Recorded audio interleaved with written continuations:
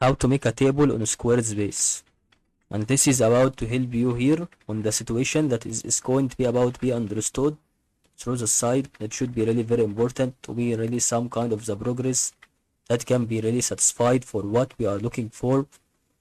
And as you can understand and see, it is still to be really satisfied for what we are looking for to make a table. So first of all, you will go for page editor and then about to have here through the add a table, and then you start to go clicking on the part where we are going to click on insert and then click on block code block for what is going on here website templates, and click on code injection and start to add a table code that it should be a HTML code for the table or make it for the custom CSS.